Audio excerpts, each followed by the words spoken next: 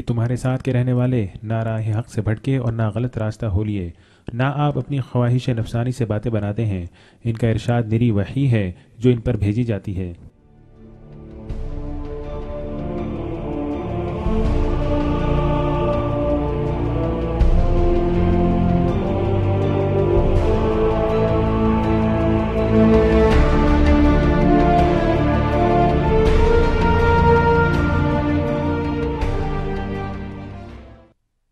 یا یہ لوگ اپنے رسول سے واقف نہ تھے، اس وجہ سے ان کے منکر ہوئے، یا یہ لوگ آپ کی نسبت جنون کے قائل ہیں، بلکہ یہ رسول ان کے پاس حق بات لے کر آئے ہیں اور ان میں اکثر لوگ حق سے نفرت رکھتے ہیں۔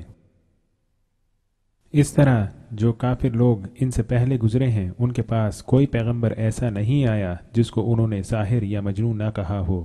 کیا اس بات کی ایک دوسرے کو وصیت کرتے چلے آئے ہیں؟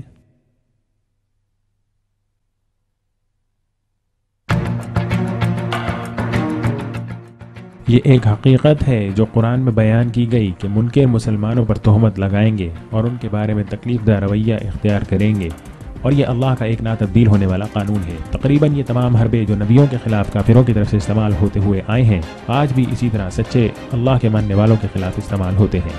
جھوٹا قرار دینا، پاگل پن، جادو، انحراف، ذاتی مفادات اور اقتدار کی پیاس اور اجارہ داری، تکبر اور خود پسندی، ناپاک اور مذہب کو تبدیل کرنے کی خواہش، یہ صرف چند مثالیں ہیں ان الزامات کی۔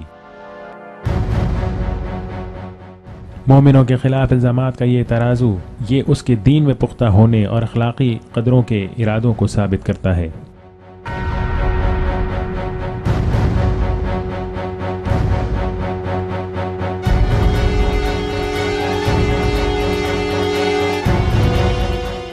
اس قسم کے حالات میں مسلمانوں کو اپنے دین کی حفاظت کرنی چاہیے اور ہر حال میں اپنے مسلمان بھائی کے بارے میں کسی بھی قسم کی منفی رائے سے اجتناب کرنا چاہیے، اور جھوٹے الزامات کی بنیاد پر ان کے خلاف ناانصافی سے گریز کرنا چاہیے۔ ان کو ضرور اس انداز میں کام کرنا چاہیے کہ صاف طور پر جھوٹے الزامات کا انکار کریں، جس سے کہ منکروں کو شکست ہو اور اس سے ان کو کوئی فائدہ نہ ہو۔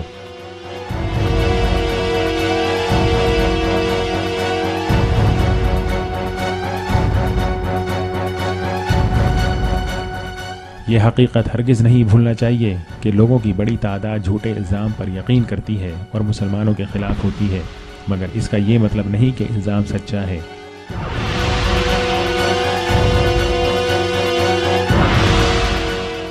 اللہ نے ایک آیت میں فرمایا کہ بڑی تعداد کے پیچھے چلنا سیدھے راستے سے ہٹنے کا باعث ہے۔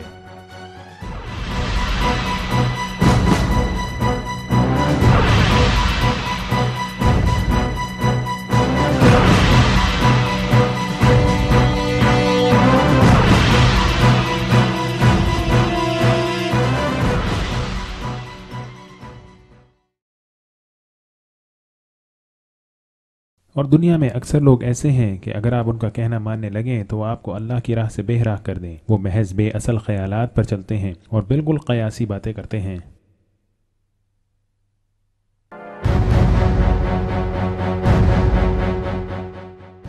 مزید قرآن میں یہ بھی بتایا گیا کہ کس طرح کسی کو پیش آنا چاہیے جب اللہ کے منکر مسلمانوں پر الزام لگائیں۔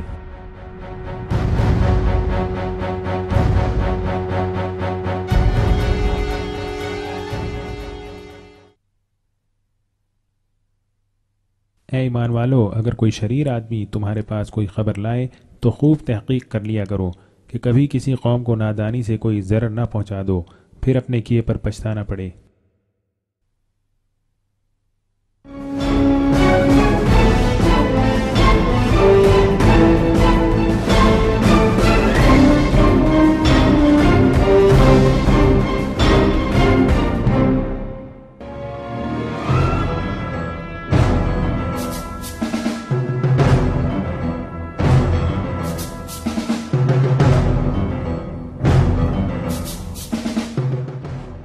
منکر ہمیشہ سے یہ سوچ رکھتے ہیں کہ وہ کس طرح مختلف طریقوں سے مومنوں کو ڈرائیں، دھمکائیں اور ان کی بے عزتی کریں۔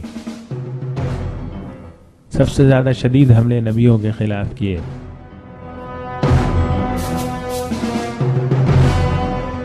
مگر چونکہ نبی یہ یقین رکھتے ہیں کہ تمام طاقت اللہ کے قبضے میں ہے اور وہ کبھی بھی منکروں کی طرف سے کیے گئے حملوں سے خوف زدہ نہیں ہوئے اور مایوسی کا شکار نہیں ہوئے۔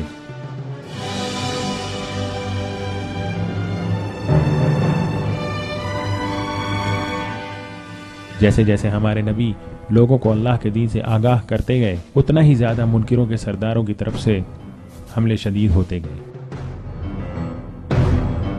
ان لوگوں کے سرداروں نے محسوس کیا کہ نبی کی حکومت کے تحت دین کی اخلاقی قدریں تیزی سے پھیل رہی ہیں اور طعنہ زنی، بے عزتی، تہمت اور بہت سے ایسے حربے جو مومنوں کو ڈرانے کے لیے استعمال کیے گئے کارآمد ثابت نہ ہوئے۔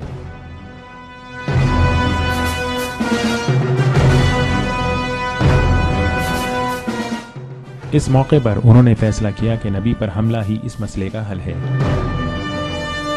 منکروں کی اس سازش کو قرآن میں بیان کیا گیا۔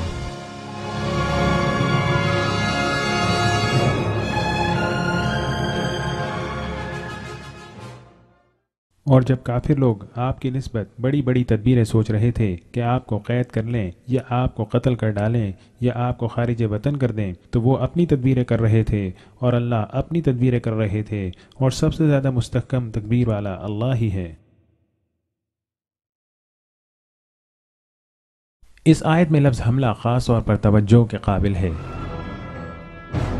کھلم کھلا حملہ کرنے کے بجائے منکروں نے سازش کا منصوبہ بنایا۔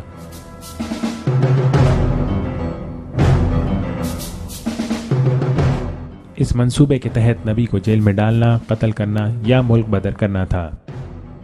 البتہ جیسا کہ آیت میں بیان کیا گیا، منکر کبھی بھی اور کسی بھی طرح نبی کو نقصان نہیں پہنچا سکتے۔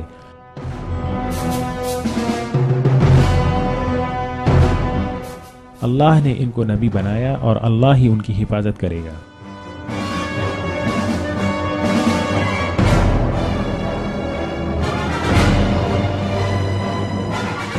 اور مزید جیسا کہ قرآن میں بیان کیا گیا، وہ لوگ جنہوں نے نبی کے خلاف کام کیا وہی نقصان اٹھانے والے ہیں۔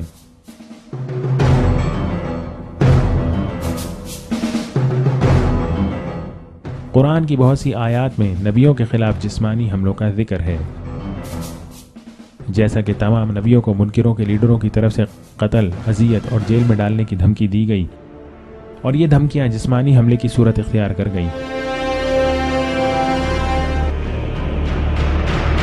انہوں نے ان میں سے کچھ نبیوں اور ان کے ماننے والوں کو قتل بھی کیا تاکہ ان کو سیدھے راستے سے ہٹا سکیں، اور باقیوں کو بے رحمی سے مارنے کی کوشش کی۔ انہوں نے خیال کیا کہ خاص طور پر نبی کو قتل کرنے سے وہ اللہ کے دین کو ختم کر سکیں گے اور باقی لوگوں کو دین سے پھیر سکیں گے۔ اس میں کوئی شک نہیں کہ معلوم ہوتا ہے کہ انہوں نے ایک جماعت تشکیل دی جو کہ حملہ کرنے کے لیے کسی بھی وجہ ہونے کو ضروری نہیں سمجھتی تھی، جیسا کہ قرآن میں بھی اس کا ذکر ہے۔ ہمارے نبی بھی اپنی زندگی میں منکروں کی طرف سے اس قسم کے حملوں کا شکار ہوئے۔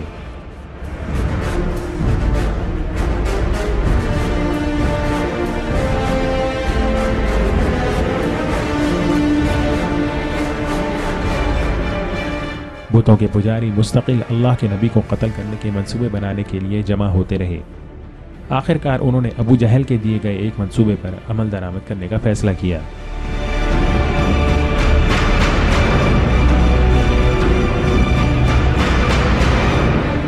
اس منصوبے کے تحت ہر قبیلے سے مضبوط، قابل بھروسہ اسلحے سے